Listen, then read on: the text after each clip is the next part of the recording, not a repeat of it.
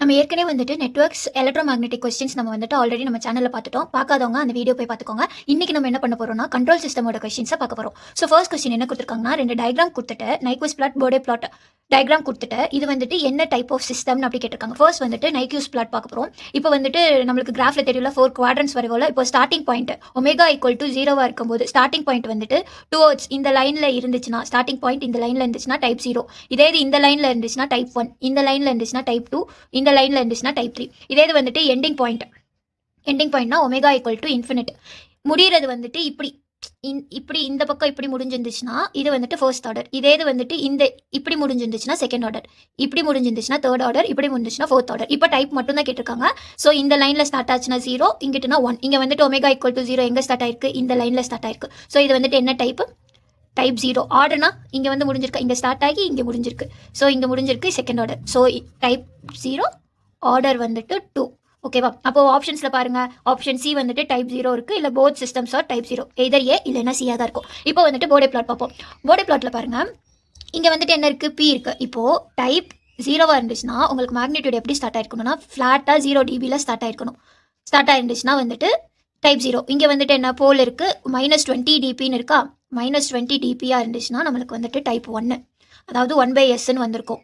1/s + a, ஏன்னா இங்கே omega something இருக்குமா? ஸோ அது. இதே இது வந்துட்டு -40 dBயா இருந்துச்சுன்னா நம்மளுக்கு வந்துட்டு டைப் 2, ஏன்னா இது 1/sன்னு இருக்கும், இது 1/s² இருக்கும். ஸோ இங்கே பார்த்தா என்ன இருக்குது? -20 dBல தான் ஸ்டார்ட் ஆயிருக்கு. ஸோ இதுவும் வந்துட்டு என்னது? டைப் 1. ஓகேவா? ஸோ ஆப்ஷன் பாருங்க, சி தான் வந்துட்டு கரெக்டாக இருக்குது. ஏன்னா சிஸ்டம் 2 டைப் 1, சிஸ்டம் 1 வந்துட்டு டைப் 0. ஸோ இந்த கொஸ்டினுக்கு கரெக்டான ஆன்சர் பார்த்தீங்கன்னா ஆப்ஷன் சி. அடுத்த கொஸ்டின் பாருங்க, இங்கே என்ன கொடுத்துருக்காங்க? ஜார்டன் கனானிக்கல் ஃபார்ம் கொடுத்துட்டு இதை வந்துட்டு டிட்டர்மைன் த ஃபால்ஸ் ஒன். இந்த 4 ஆப்ஷனில் எது வந்துட்டு ஃபால்ஸ்ன்னு சொல்லி கேட்டிருக்காங்க. ஜார்டன் கனானிக்கல் ஃபார்ம் நீங்கள் ஏற்கனவே நம்ம வந்துட்டு நியூமரிக்கல் மெத்தட்ஸில் படிச்சிருப்போம். ஜார்டன் வந்துட்டு என்ன இருக்கும்? அப்பர் ட்ரையாங்குலர் மேட்ரிக்ஸ் தான் படிச்சிருப்போம். இந்த மெயின் டயகனல்ஸில் இருக்கிறது வந்துட்டு ஐகன் வேல்யூஸ். இந்த ஐகன் வேல்யூஸ்க்கு கரஸ்பாண்டிங்காக நம்மளுக்கு கிடைக்கிறது வந்துட்டு eigen vectors. So linearly independent eigen vectors தான் இருக்கும். ஒரு வேல்யூக்கு ஒரு வெக்டார்ஸ் தான் இருக்கும். ஸோ இங்கே பாருங்க, elements of main diagonals are eigen value. இது கரெக்டாக. அடுத்து all the elements below the main diagonals are 0. இதுவும் கரெக்டாக. அடுத்து number of Jordan blocks equal to number of independent eigen vectors. இதுவும் correct. There is more than one linearly independent eigenvector associated with each Jordan blockங்கறாங்க. நம்ம ஏற்கனவே என்ன பார்த்தோம்? only one ன்னு தான பார்த்தோம். அப்போ ஆப்ஷன் டி வந்துட்டு தப்பு. சோ இந்த क्वेश्चनக்கு கரெக்ட்டான ஆன்சர் பாத்தீங்கன்னா ஆப்ஷன் டி. அடுத்த क्वेश्चन 88 89 வந்துட்டு லாஸ்ட் நம்ம பார்ப்போம். எல்லா சம பார்த்ததுக்கு அப்புறம் பார்க்கலாம். அடுத்து வந்துட்டு 90 क्वेश्चन கொடுத்திருக்காங்க. the transfer function g of s equal to c of si minus a inverse of b. இந்த சிஸ்டம் கொடுத்துட்டு இங்க ஒன்னு x கொடுத்திருக்காங்க, y கொடுத்திருக்காங்க. has போல் 0 கேன்சலைசேஷன். அப்போனா அந்த சிஸ்டம் வந்துட்டு என்ன? கண்ட்ரோலபிளா, அன்கண்ட்ரோலபிளா, அப்சர்வபிளா, அன்அப்சர்வபிளான்னு கேட்டிருக்காங்க. இப்போ வந்துட்டு போல் 0 கேன்சலைசேஷன் இல்லைனா, நோ போல் 0 கேன்சலைசேஷன்னா நம்மளுக்கு வந்துட்டு அந்த சிஸ்டம் என்னன்னா கம்ப்ளீட்லி கண்ட்ரோலபிள் அண்ட் அப்சர்வபிள். ஓகேவா? போல் 0 கேன்சலைசேஷன்னா என்னன்னா, இப்போ வந்துட்டு ஒரு சிஸ்டம் வந்துட்டு அன்ஸ்டேபிள்ல இருந்துச்சு, நம்ம அதை வந்துட்டு ஸ்டேபிள் பண்ணணும்னா அந்த அன்ஸ்டேபிளா இருக்கிற போல்ஸை வந்துட்டு ஜீரோஸ் வச்சுட்டு நம்ம அதை வந்துட்டு எலிமினேட் பண்ணிடுவோம். அந்த போல்ஸை அதை வந்துட்டு கண்ட்ரோலர் மூலமா நம்ம வந்துட்டு போல் 0 கேன்சலைசேஷன் பண்ணுவோம். ஓகேவா? அப்போ வந்துட்டு போல் 0 கேன்சலேஷன் இல்லை, ஒரு சிஸ்டமுக்கு இல்லைன்னா அந்த சிஸ்டம் அப்சல்யூட்லி நம்மளுக்கு கண்ட்ரோலபிள் அப்சர்வபிளா இருக்கும். இருந்துச்சுன்னா அது எய்தர் கண்ட்ரோலபிளா இருக்கலாம், அப்சர்வபிளா இருக்கலாம், இல்லைன்னா அன்கண்ட்ரோலபிள் அன்அப்சர்வபிளா இருக்கலாம். இப்போ பாத்தீங்கன்னா அன்கண்ட்ரோலபிள் அன்அப்சர்வபிள் பாசிபிலிட்டி இருக்கு, அப்சர்வபிள் அண்ட் அன்கண்ட்ரோலபிள் பாசிபிலிட்டி இருக்கு, கண்ட்ரோலபிள் அண்ட் அன்அப்சர்வபிள் பாசிபிலிட்டி இருக்கு. ஸோ வந்துட்டு இந்த கொஸ்டின் கரெக்டான ஆன்சர் பாத்தீங்கன்னா maybe either A or B or C. ஓகேவா? அடுத்த question, number of root locus branch terminate on infinity to the open loop transfer ஃபங்க்ஷன்ங்கிறாங்க. அப்போனா root locus, number of root locus வந்துட்டு பிரான்ச் என்னது? போல்ஸ் படிச்சிருப்போமா? எப்பவுமே வந்துட்டு எத்தனை நம்பர் ஆஃப் போல்ஸ் இருக்கோ அத்தனை போல்ஸ் தான். இதே இது ஜீரோஸ் அதிகமா இருந்துச்சுன்னா எத்தனை ஜீரோஸ் இருக்கோ அத்தனை ஜீரோஸ் வந்துட்டு நம்மளுக்கு வந்துட்டு ரூட் லோக்கஸ் பிரான்ச்சா இருந்திருக்கும். இப்போ வந்துட்டு இன்ஃபினிட்டில டெர்மினேட் ஆகிற எத்தனைன்னு கேட்டிருக்காங்க. அதாவது போல்ஸ்ல ஸ்டார்ட் ஆகி ஜீரோஸ்ல வந்துட்டு முடியும். எப்பயுமே ஒரு பிரான்ச் வந்துட்டு போல்ஸ்ல ஸ்டார்ட் ஆகி ஜீரோஸ்ல முடியும். ஓகேவா? நீங்க வந்துட்டு எத்தனை போல்ஸ் இருக்கு? பி ஈக்குவல் டு இங்க 1, இங்க வந்துட்டு 2, ஸோ மொத்தம் 3. இங்க வந்துட்டு என்ன இருக்கு? ஜீரோஸ் வந்துட்டு ஒன்னே ஒன்று தான் இருக்கு. அப்போ மொத்தம் நம்ம நம்பர் ஆஃப் ரூட் லோக்கஸ் நம்மளுக்கு என்ன வந்திருக்கும்? 3ன்னு வந்திருக்கும். அப்போ வந்துட்டு போல்ஸ்ல ஸ்டார்ட் ஆகி ஜீரோல முடியுதுன்னு சொன்னேன். அப்போ ஒரு போலுக்கு இருக்கு 0 கரெக்டா இருக்கு, மிச்சம் ரெண்டுக்கு என்ன இருக்கு? ஜீரோஸ் இல்லையா? அப்போ வந்துட்டு இந்த ரெண்டு வந்துட்டு எதுல போய் முடியும்னா இன்ஃபினிட்டில முடியும். ஸோ இந்த கொஸ்டின் கரெக்டான ஆப்ஷன் பாத்தீங்கன்னா ஆப்ஷன் 2. ஓகே. அடுத்து வந்துட்டு the proportional integral control has the effect of அப்படின்னு கேட்டிருக்காங்க. இந்த நாள்ல என்னன்னு ஏற்கனவே நம்ம ஷார்ட்ஸ் வீடியோஸ்ல வந்துட்டு லேக் லீடுக்குரிய டிஃபரன்ஷியேஷன் பார்த்தோமா? அப்போ இன்டெகிரல் கண்ட்ரோலர்னா என்னது? Lag compensator 1/s. அப்போ லேக் காம்பன்சேட்டர்ல என்ன படிச்சோம்? ஸ்டெடி ஸ்டேட் ரெஸ்பான்ஸை வந்துட்டு இன்க்ரீஸ் பண்ணணும்னு படித்தோம். இந்த ஸ்டடி ஸ்டேட் ரெஸ்பான்ஸை இன்க்ரீஸ் பண்ணணும்னா எரர் வந்துட்டு என்ன ஆகும்னா ஆட்டோமேட்டிக்காக ரெடியூஸ் ஆயிருக்கும். இங்கே வந்துட்டு 1/s. ஸோ வந்துட்டு 1/sனா என்னது? போல் தானே. போல் வந்துட்டு இன்க்ரீஸ் ஆயிடுச்சுன்னா என்ன குறிக்கும்? டைப் வந்துட்டு இன்க்ரீஸ் ஆகுதுன்னு அர்த்தமா? So increased type of the system. So 92 question கரெக்டான ஆன்சர் பார்த்தீங்கன்னா ஆப்ஷன் பி. அடுத்து வந்துட்டு 93 கொஸ்டின். இது வந்துட்டு அனலாக. ஸோ வந்துட்டு இங்கே வந்துட்டு ஒரு ஆப் சர்க்யூட் கொடுத்துட்டு இந்த அவுட்புட் வோல்டேஜ் என்னன்னு கேட்டிருக்காங்க. இது வந்துட்டு டிஃபரன்ஷியேட்டர் சர்க்யூட்டா. ஸோ வந்துட்டு V0 = -RFC D Vin/dt போட்டிருப்போமா. So வந்துட்டு டிஃபரன்ஷியேட்டரில் நம்மளுக்கு இன்புட்ஸ் என்னென்ன இருந்திருக்குன்னா step input response, square wave input, அடுத்து வந்துட்டு சைன் வேவ் வந்துட்டு இன்புட்டாக இருந்திருக்கும். ஓகேவா. இங்கே வந்துட்டு பாருங்க டிசி வோல்டேஜ் வந்துட்டு 1 வோல்ட்னு கொடுத்து இன்புட் கொடுத்துருக்காங்க. இங்கே -RF RC. இப்போ RF RC மல்டிபிள் பண்ணால் நம்மளுக்கு என்ன வந்திருக்கும்? 10 × கிலோ ஓமா × 3. C வந்துட்டு என்ன? 2 × 10⁻³ இது கேன்சல் பண்ணோம்னா 20ன்னு வந்திருக்கும். ஓகேவா. இங்கே dVin/dt இங்கே 1 வோல்ட் 1 வந்துட்டு டிஃபரன்ஷியேட் பண்ணால் நம்மளுக்கு என்ன கிடைச்சிருக்கும்? ஆப்வியஸாக வந்துட்டு 0 தான் கிடைச்சிருக்கும். ஸோ இந்த கொஸ்டின் கரெக்டான ஆன்சர் பார்த்தீங்கன்னா 0 வோல்ட் தான். பட் மேபி இது வந்துட்டு ஸ்டெப் இன்புட் ஆப்ஷன்ஸ் இருக்கிறனால சொல்கிறேன். இது ஸ்டெப் இன்புட்டாக இருந்துச்சுன்னா ஸ்டெப் இன்புட்டை டிஃபரன்ஷியேட் பண்ணால் நம்மளுக்கு என்ன கிடைச்சிருக்கும்? 1ன்னு கிடைச்சிருக்கும். அந்த நேரத்தில் V0 = -RFCன்னு வந்திருக்கும். அப்போ -20 வோல்ட். ஸோ இப் சப்போஸ் இது வந்துட்டு ஸ்டெப் இன்புட்டாக இருந்துச்சுன்னா நம்மளுக்கு ஆப்ஷன் வந்துட்டு -20. இது வந்துட்டு டிசி வோல்டேஜ் இருந்துச்சுன்னா ஆப்ஷன் வந்துட்டு 0 வோல்ட். ஓகேவா. அடுத்த கொஸ்டின் பாருங்க. ஏற்கனவே நம்ம ப்ரீவியஸாக நம்ம பார்த்தோமா number of loci terminated at infinity என்னன்னு கேட்டிருக்காங்க. இதில் போல்ஸ் எத்தனை இருக்குது? 2 இருக்குது. ஜீரோஸ் எத்தனை இருக்குது? 3 இருக்குது. நார்மலாக பிரான்ச் எதில் ஸ்டார்ட் ஆகும்? போல்ஸில் ஸ்டார்ட் ஆகி ஜீரோஸில் முடியும். அப்போ 2 போல்ஸ் கரெக்டாக இருக்குது. அப்போது இங்கே எக்ஸ்ட்ரா ஒரு 0 இருக்கா? அப்போ என்ன ஆகும்னா இன்ஃபினிட்டியில் ஸ்டார்ட் ஆகி இந்த 0ல போய் முடியும். அப்போது எத்தனை லோக்கஸ் வந்துட்டு இன்ஃபினிட்டியில் வந்துட்டு முடியுதுன்னு கேட்குறாங்க. எதுவுமே முடியலையா? அப்போ இந்த கொஸ்டின் கரெக்டான ஆன்சர் பார்த்தீங்கன்னா ஆப்ஷன் ஏ. ஓகேவா. அடுத்த கொஸ்டின் பாருங்க. 96 கொஸ்டின்.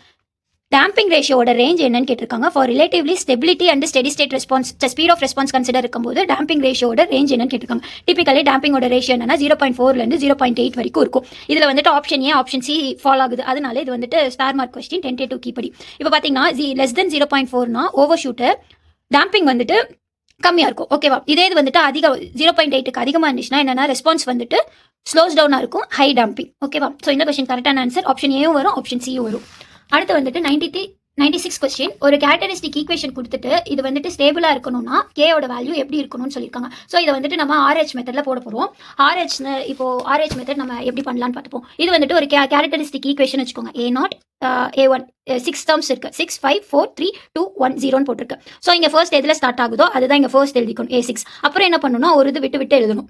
அப்போ A0 இங்கே எழுதிக்கேன்னா ஒரு இது விட்டுனா A2. அடுத்து 3 விட்டுட்டு நான் என்ன பண்ணுவேன்? A4 எழுதுவேன். 5 விட்டுட்டு A6 எழுதுவேன். இப்போ 6 முடிச்சிச்சு. அடுத்து என்ன 5 எழுதுறோம். அப்போ அதே தான் A1. இப்போ ஏற்கனவே இதை எழுதிட்டோம். ஸோ இதை வந்துட்டு எழுதுவோம். A3 இதை எழுதிட்டோம். ஸோ வந்துட்டு நம்மளுக்கு வந்துட்டு A5 இருக்கும். அடுத்து வந்துட்டு எந்த டேர்ம் இருக்காது, 0.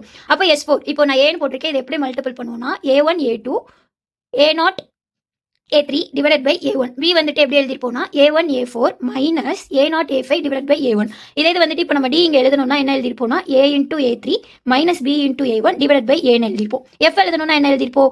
DB minus AE divided by Dன்னு எழுதிருப்போம். ஓகேவா. அதே மாதிரி தான் இங்கே நம்ம வந்துட்டு இந்த கொஸ்டின் பார்க்க போகிறோம். இப்போ கேரக்டரிஸ்டிக் ஈக்குவேஷன் நம்மளுக்கு என்ன இருக்குது? x³ + 14x² + 56s + k = 0. So first நான் வந்துட்டு கியூப் டேர்ம்ஸ் எழுதுறேன். அப்போ இதை எழுதுனா இங்கே 1 போட்டிருப்பேன். அடுத்து இந்த டேர்ம் விட்டுட்டு 56ன்னு எழுதிருப்பேன். அடுத்து ஸ்கொயர் டேர்மில் என்ன எழுதிருப்பேன்? 14 எழுதிருப்பேன். ஒரு டேர்ம் விட்டுட்டு k எழுதிருப்பேன். இப்போ வந்துட்டு நான் இதை மல்டிபிள் பண்ணிருப்பேன். 14 இது எப்படி எழுதிருப்போம்? 14 × 56 மைனஸ் k டிவைட் பை 14 வந்திருக்கும். ஸோ இதை மல்டிபிள் பண்ணால் 784 மைனஸ் k டிவைட் பை 14. இங்கே வந்துட்டு 0 எந்த டேர்ம் இல்லையா, அதனால 0. அடுத்து இதை மல்டிபிள் பண்ணால் நம்மளுக்கு என்ன வந்திருக்கும்னா 784 minus k 14 into of k divided by k. என்ன இங்கே -0 இருக்கும். டிவைட் பை கேனா இப்போ டிவைட் பை இந்த டேர்ம் வந்திருக்கும். அதாவது இது எப்படி வந்திருக்கும்னா 784 minus k divided by 14 into k minus 0 divided by 784 minus k divided by 14. இது இதுவும் கேன்சல் ஆகி நமக்கு k கிடைச்சிருக்கும். ஸோ கே இப்போ வந்துட்டு சிஸ்டம் வந்துட்டு ஸ்டேபிளாக இருக்கணும்னா என்னன்னா இந்த ரோலை வந்துட்டு சைன் சேஞ்சே இருக்கக்கூடாது. அப்படி சைன் சேஞ்ச் இருந்துச்சுன்னா சிஸ்டம் வந்துட்டு அன்ஸ்டேபிள். சைன் சேஞ்சே இருக்கக்கூடாது. ஸோ இதுக்கு வந்துட்டு சைன் சேஞ்ச் இருக்கக்கூடாதுன்னா கே வந்துட்டு கிரேட்டர் தென் 0 இருக்கணுமா, அதுதான் ஃபர்ஸ்ட் கண்டிஷன் எழுதிருக்கும். அடுத்து இந்த டேர்மும் கிரேட்டர் தென் 0 தான் இருக்கணும். ஸோ இது இந்த பக்கம் போச்சுன்னா 784 மைனஸ் கே கிரேட்டர் தென் 0 இருக்கும். அடுத்து வந்துட்டு மைனஸ் இருக்கனால கேவை நான் இந்த பக்கம் போகிறேன். அப்போ கேவோட வேல்யூ வந்துட்டு எப்படி இருக்கணும்? 784 லெஸ் தென்னா இருக்கணும். இப்போ 784க்கு அதிகமாக இருக்குது. 785 என்ன இருக்கும்? -1 வந்திருக்கணுமா. ஸோ கம்மியாக இருக்கணும். ஸோ இது வந்துட்டு எப்படி இருக்கணும்னா ஆப்ஷன் ஏ தான் இதுக்குரிய கரெக்டான ஆன்சர். அதாவது கே கிரேட்டர் தென் 0ன்னு பார்த்தோம். இன்னொன்று வந்துட்டு 784 கிரேட்டர் தென் கேன்னு பார்த்தோமா. அப்போ இதை எழுதும்போது 0 லெஸ் தென் கே, அடுத்து வந்துட்டு லெஸ் தென் 784. ஓகேவா? ஸோ இந்த கொஸ்டின் கரெக்டான ஆன்சர் பார்த்தீங்கன்னா ஆப்ஷன் ஏ. ஓகேவா? அடுத்து 97th கொஸ்டின், ஒரு ட்ரான்ஸ்ஃபர் ஃபங்க்ஷன் கொடுத்துட்டு ஸ்டெடி ஸ்டேட் எரர் என்னன்னு கேட்டிருக்காங்க, ஸ்டெப் இன்புட் கொடுத்து. ஸோ இந்த ட்ரான்ஸ்ஃபர் ஃபங்க்ஷன் என்னது, டைப் 0வா? ஸோ டைப் 0னா நம்ம என்ன கண்டுபிடிப்போம், கேபி கண்டுபிடிப்போமா? ஸோ ஃபர்ஸ்ட் கேபி கண்டுபிடிச்சிருக்கோம். Limit s tends to 0 g of s h of s. இங்க வந்துட்டு g of s h of s என்ன கொடுத்துருக்காங்க, 10 divided by 1 plus s ன்னு கொடுத்துருக்காங்க, போட்டாச்சு. s க்கு பதிலாக 0 போட்டோம்னா நம்மளுக்கு கேபி வந்துட்டு 10 கிடைக்கும். ஸ்டெடி ஸ்டேட் எரர் வந்துட்டு பொசிஷனல் எரர் எப்படி எழுதுவோம்னா 1 divided by 1 plus kp ன்னு எழுதுவோம், 1 divided by 11. ஸோ இந்த கொஸ்டின் கரெக்டான ஆன்சர் பார்த்தீங்கன்னா ஆப்ஷன் பி 1 by 11. எனக்கு இந்த டைப்லாம் தெரியாது, டக்குன்னு கண்டுபிடிக்க வராது அப்படின்னா ஒரிஜினல் ஃபார்ம் வந்துட்டு நம்மளுக்கு என்னென்ன இதுதான், steady state error equal to limit s tends to 0 s into e of s. அப்போ e of s னா என்னது, r of s divided by 1 plus g of s h of s. ஓகேவா? இங்க வந்துட்டு r of s என்ன, step இன்புட்டா, so 1 by s. அப்போ 1 by s divided by g of s h of s 10 divided by 1 plus s 1 plus 10 of 1 plus s ன்னு போட்டாச்சு. So இதெல்லாம் LCM எடுத்தோம்னா நம்மளுக்கு s plus 1 divided by s of s plus 1 plus 10 ன்னு வரும். இந்த s இந்த s கேன்சல் ஆயிடும். இப்போ s க்கு பதிலாக 0 போட்டோம்னா 1 by 11 வந்திருக்கும். இதுதான் வந்துட்டு original form steady state error எப்படி கண்டுபிடிக்கணுங்கிறது. இது வந்துட்டு டைப்லாம் தெரிஞ்சிச்சுன்னா, டைப் 0னா கேபி, டைப் 1னா கேஏ, டைப் 1னா கேவி, டைப் 2னா கேஏ கண்டுபிடிச்சு அதுக்கு தகுந்தாப்புல நம்ம ஸ்டெடி ஸ்டேட் எரர் கண்டுபிடிப்போம். ஓகேவா? ஸோ 98 கொஸ்டின் கேட்டிருக்காங்க. என்ன கேட்டிருக்காங்கன்னா, ஒரு சிக்னல் ஃப்ளோ கிராஃப் கொடுத்துட்டு 2 நான் டச்சிங் லூப்ஸ் இதில் எத்தனை இருக்குன்னு கேட்டிருக்காங்க. ஸோ ஃபர்ஸ்ட் இதில் வந்துட்டு இந்த லூப் இது வந்துட்டு ஒரு ஃபர்ஸ்ட் லூப், செகண்ட் லூப் பாருங்க இது வந்துட்டு செகண்ட் லூப், தேர்ட் லூப் வந்துட்டு இது தேர்ட் லூப், ஃபோர்த் லூப் பாரு, ஃபோர்த் லூப் வந்துட்டு இங்கேருந்து இதளவு, இது வந்துட்டு ஃபோர்த் லூப். ஃபிஃப்த் லூப் பார்த்தீங்கன்னா இதுவுமே ஃபார்வர்ட் பார்த்து தான். ஸோ ஃபிஃப்த் லூப் உங்களுக்கு எப்படி வந்திருக்கும்னா இப்படி வந்துட்டு இப்படி இப்படி இருந்திருக்கும். இது வந்துட்டு ஃபிஃப்த் லூப், அதுதான் இங்கே எழுதியிருக்கேன். இங்கே வந்துட்டு ஃபர்ஸ்ட் லூப் வந்துட்டு செல்ஃப் லூப், லூப் 2 வந்துட்டு இப்படி 2 3 இது, அடுத்து வந்துட்டு லூப் 3 வந்துட்டு இந்த லூப், அடுத்து வந்துட்டு லூப் 4 வந்துட்டு இந்த லூப், லூப் 5 வந்துட்டு ஏற்கனவே இந்த இதுவும் ஃபார்வர்ட் பார்த்துன்னு சொன்னிருந்தேன்னா அந்த லூப், இது வந்துட்டு லூப் 5. ஓகேவா? இது இண்டிவிஜுவல் லூப். இதில் எந்தெந்த லூப் டச் ஆகல, இப்போ பார்த்தீங்கன்னா லூப் 1ம் லூப் 3யும் டச் ஆகல. கரெக்டா? லூப் 1ம் லூப் 3யும் டச் ஆகல. ஸோ இது ஒரு செட். அடுத்து பாருங்க லூப் 1ம் லூப் 5யும் டச் ஆயிருக்காது, ஏன்னா இந்த 4ல தானே செல்ஃப் லூப் இருக்கு, நம்மளுக்கு லூப்பே இதுதான் லூப். அப்போ லூப் 5ம் லூப் 1ம் டச் ஆகல. அப்போ ஸோ நம்மளுக்கு எத்தனை நம்பர் ஆஃப் நான் டச்சிங் லூப்ஸ் இருக்கு, மொத்தம் 2 இருக்கு. ஓகேவா? அடுத்த கொஸ்டினை இங்கே என்ன கொடுத்துருக்காங்கன்னா 99ல if the unit step response of the system is unit impulse function, then the transfer function of the system is என்னன்னு கேட்டிருக்காங்க. இப்போ ஒரு சிஸ்டம் இருக்கு, unit step of the response அப்படின்னு கொடுத்துட்டு இதோட அவுட்புட் நம்மளுக்கு என்ன கிடைச்சிருக்கு, யூனிட் இம்பல்ஸ் ஃபங்க்ஷன். அப்போ நம்மளுக்கு இன்புட் என்னது, யூனிட் ஸ்டெப் தான். ஓகேவா? அப்போ அவுட்புட் என்னது 1. ட்ரான்ஸ்ஃபர் ஃபங்க்ஷன் என்ன எழுதுவோ, Laplace transform of output by இன்புட்டா, அப்போ நம்மளுக்கு அவுட்புட் என்ன 1 divide by 1 by s equal to s. Okay, இதை நீங்க மாத்தி எழுதிட்டீங்கன்னா கூட ஆப்ஷன்ஸ் தப்பா வந்துடும். இப்போ வந்துட்டு இங்க 1 பை s போட்டிங்கன்னா 1 by s divide by 1 by s அந்த ஆப்ஷனும் இதுல இருக்கு. ஸோ வந்துட்டு இன்புட் எது அவுட்புட் எதுன்னு கரெக்டாக ஐடென்டிஃபை பண்ணிட்டு நம்ம போட்டோம்னா கரெக்டாக எழுதலாம். ஸோ இந்த கொஸ்டின் கரெக்டான ஆன்சர் என்னன்னா ஆப்ஷன் சி. அடுத்து, if there is a constant error in output signal, derivative control will, இங்க என்ன கொடுத்திருக்காங்கன்னா அவுட்புட் சிக்னல்ல கான்ஸ்டன்ட் எரர் இருந்துச்சுன்னா டெரிவேட்டிவ் கண்ட்ரோல் என்ன பண்ணுவோம் அப்படி கேட்டிருக்காங்க. டெரிவேட்டிவ் கண்ட்ரோல்னா என்னன்னா ரேட் கண்ட்ரோல், அதாவது ரேட் ஆஃப் சேஞ்ச் ஆஃப் எரர்னு சொல்லுவோம். அதனால தான் இதை வந்துட்டு ரேட் கண்ட்ரோல் அப்படின்ட்டு சொல்றோம். அப்போ ரேட் ஆஃப் சேஞ்ச் ஆஃப் எரர்னா இங்க கான்ஸ்டன்ட் எரர்னு கொடுத்துருக்காங்க. கான்ஸ்டன்ட்டை நம்ம வந்துட்டு டிஃபரன்ஷியேட் பண்ணா நம்மளுக்கு என்ன வந்திருக்கும், 0 தானே வந்திருக்கும். அதனால தான் இங்க வந்துட்டு இதுதான் has no effect on the error. ஓகேவா? கான்ஸ்டன்ட் எரர்ன்றனால have no effect on the error. So இந்த கொஸ்டின் கரெக்டான ஆன்சர் பார்த்தீங்கன்னா ஆப்ஷன் சி. லாஸ்ட்டாக 2 சம் பார்ப்போம்னு சொன்னோமா, அந்த சம் தான் இப்போ பார்ப்போம். இப்போ ஃபர்ஸ்ட் 88ல என்ன கொடுத்துருக்காங்கன்னா இன்புட் யூனிட் ஸ்டெப் இன்புட்னு கொடுத்து ஒரு ஈக்குவேஷன் கொடுத்துட்டு இனிஷியல் கண்டிஷனுக்கு வந்துட்டு கொடுத்துட்டு நான் ஹோமோஜீனியஸ் ஸ்டேட் ஈக்குவேஷன் என்ன அப்படின்னு கேட்டிருக்காங்க. ஓகேவா? ஸோ இந்த கொஸ்டின் தான் ஃபர்ஸ்ட் பார்க்குறோம். இப்போ பார்த்தீங்கன்னா நான் ஹோமோஜீனியஸ் ஈக்குவேஷன் வந்துட்டு என்னன்னா 0 input response plus 0 state response. Input response வந்துட்டு 0 ஒன்ஸ், அதான் அங்கே வந்துட்டு x of 0 கொடுத்துருந்தாங்களா, அது மட்டும் இருந்துச்சுன்னா 0 இன்புட் ரெஸ்பான்ஸ் மட்டும் கேட்டிருந்தாங்கன்னா நம்ம ஹோமோஜீனியஸ் ஈக்குவேஷன் மட்டும் கண்டுபிடிச்சா போதும். பிளஸ் 0 ஸ்டேட் ரெஸ்பான்ஸ், இது ரெண்டும் சேர்ந்தது தான் நம்மளுக்கு என்னன்னா நான் ஹோமோஜீனியஸ் ஸ்டேட் ஈக்குவேஷன். அப்போ 0 இன்புட் ரெஸ்பான்ஸ்னா என்னன்னா phi of t into x of 0. 0 ஸ்டேட் ரெஸ்பான்ஸ்னா என்னன்னா நம்ம பை ஆஃப் t கண்டுபிடிச்சிருக்கோமா, அந்த இதில் வந்துட்டு t-க்கு பதிலாக t by t minus tau போட்டுட்டு அதை வந்துட்டு இன்டெகிரேட் பண்ணோம்னா 0 ஸ்டேட் ரெஸ்பான்ஸ் நம்மளுக்கு கிடைச்சிரும். இங்கே வந்துட்டு இதில் இருக்கிறது இது வந்துட்டு a 0 1 0 மைனஸ் 2 கொடுத்துருக்காங்களா, இது a, இது b, இது வந்துட்டு x of 0. அதுதான் இங்கே வந்துட்டு நான் எழுதியிருக்கேன். So a equal to 0 1 0 minus 2, b வந்துட்டு 0 1 x of 0 1 0. இப்போ பை ஆஃப் t என்னன்னா Laplace transform of si minus a whole இன்வர்ஸ்ன்னு போட்டிருக்காங்க. எஸ்னா வந்துட்டு லாப்லேஸ் ட்ரான்ஸ்ஃபார்ம் கேடு போல அது ஐ மேட்ரிக்ஸ் நம்ம நார்மலாக எழுதுவோம்ல அது. ஸோ வந்துட்டு எஸ் இன்டூ ஐ வந்துட்டு என்னன்னா ஐ மேட்ரிக்ஸ் 2 × 2 என்ன எழுதிருப்போம் 1 0 0 1. ஸோ இதை மல்டிபிள் பண்ணோம்னா s0 0 sன்னு வரும். ஸோ எஸ்ஐ மைனஸ் ஏனா இந்த மேட்ரிக்ஸ் அப்படியே எழுதிட்டு மைனஸ் ஆஃப் இங்கே ஏ மேட்ரிக்ஸ் இருக்கா அதை எழுதிடுறேன். ஸோ எஸ்ஐ மைனஸ் ஏ எனக்கு என்ன கிடைச்சிருக்கோ s மைனஸ் 1 0 s + 2ன்னு கிடைச்சிருக்கும். அடுத்து இங்கே என்ன இருக்கு, இன்வர்ஸ் இருக்கா. ஸோ இன்வர்ஸ் எடுக்கணும்னா என்ன, a inverse equal to 1 divide by determinant of a adjoint of a. இப்போ 2 × 2 வந்துட்டு adjoint of a a b c d. இதுதான் வந்துட்டு 2x2. இது வந்துட்டு நான் அட்ஜாயிண்ட் எழுதுனேன்னா என்ன எழுதிருப்பேன்னா இந்த ஏ டேர்மும் டி டேர்மும் மாற்றி எழுதிருப்பேன். இப்படி எழுதிருப்பேன் டி ஏன்னு எழுதிட்டு பிசிக்கு வந்துட்டு சைனை வந்துட்டு சேஞ்ச் பண்ணியிருப்பேன். அப்போ minus c minus b. So இங்கே பாருங்க, இங்கே எஸ்+2னா எஸ்+2 வந்துட்டு இன்டர்சேஞ்ச் பண்ணிப்போமா, S+2 எஸ் சைன் வந்துட்டு சேஞ்ச். அப்போ -1 இருக்குன்னா +1 0. அதுதான் வந்துட்டு இங்கே எழுதியிருக்கேன். ஸோ வந்துட்டு இதுக்கு வந்துட்டு டிட்டர்மினன்ட்னா உங்களுக்கு தெரியல, இதை ரெண்டே மல்டிபிள் பண்ணுவோம். S+2 minus 0 × 1 0. ஸோ வந்துட்டு S+S+1 அதை லாப்லஸ் ட்ரான்ஸ்ஃபார்ம் ஆஃப் இங்கே எழுதியிருக்கோம். S+S+1 இது டிட்டர்மினன்ட் ஆஃப் அந்த மேட்ரிக்ஸ் SI - A மேட்ரிக்ஸ். இங்கே வந்துட்டு SI - A இன்வர்ஸ்க்கு அட்ஜாயிண்ட் ஆஃப் A எடுத்துருக்கோம்ல, S+2 1 0 S. ஸோ இதை வந்துட்டு உள்ளே கொண்டு போனோம்னா 1/S 1/S + S+2 1/S + 2 0. So வந்துட்டு இந்த டேர்ம் இருக்கா, இதுக்கு வந்துட்டு பார்ஷியல் டிஃபரன்ஷியேஷன் மெத்தட் படி இங்கே போட்டிருக்கேன் பாருங்க. A/S + B/S+2 = 1 / S + S+2 இருக்கா. இதுக்கு பார்ஷியல் டிஃபரன்ஷியேஷன் போட்டோம்னா A = 1/2 B = -1/2 வரும். ஸோ இதை நம்ம எழுதும்போது எப்படி எழுதிக்கலாம், 1/2 ரெண்டுமே 1/2 தானே, அதனால 1/2 காமன் எழுதிட்டு இங்கே என்ன S+2 1/S - 1/S + 2 1 / S+2 இது அப்படியே எழுதியாச்சு. இப்போ இதுக்கு வந்துட்டு லாப்லஸ் ட்ரான்ஸ்ஃபார்ம் எடுக்கிறோம். 1/Sக்கு லாப்லஸ் ட்ரான்ஸ்ஃபார்ம் எடுத்தா 1 1/2 அப்படி 1/Sக்கு இது. அப்போ 1 / S+2 இதுக்கு லாப்லஸ் ட்ரான்ஸ்ஃபார்ம் எடுத்தா என்ன வரும், e⁻−2t வருமா, அதான் இங்கே எழுதியிருக்கோம். ஸோ 0 1 / S+2க்கு என்னது e⁻−2t. இங்கே அடுத்து என்ன இருக்குது, x(0) இருக்கா. அப்போ x(0) இங்கே என்னது 1 0. ஸோ வந்துட்டு இந்த π(t)யோட x(0) மல்டிபிள் பண்ணுறோம். அப்போ 2x2 இங்கே வந்துட்டு 2x1 கரெக்டாக தான் இருக்குது. Multiplication possible. அப்போ நம்மளுக்கு ரிசல்டன் வந்துட்டு 2x1ல கிடைக்கும். ஸோ 7 மெத்தடில் நம்ம மல்டிபிள் பண்ணோம்னா நம்மளுக்கு ஆன்சர் வந்துட்டு 1 0 இருக்கு. ஓகேவா. இது வந்துட்டு ஹோமோஜீனியஸ் அப்படின்னு கேட்டிருந்தாங்கன்னா இதோட அப்படியே ஸ்டாப் பண்ணிக்கலாம். நம்ம क्वेश्चन என்ன கேட்டிருக்காங்க, நான் ஹோமோஜீனியஸ் கேட்டிருக்காங்க. அதனால அடுத்து இந்த டேர்மை நம்ம சேர்த்து பண்றோம்.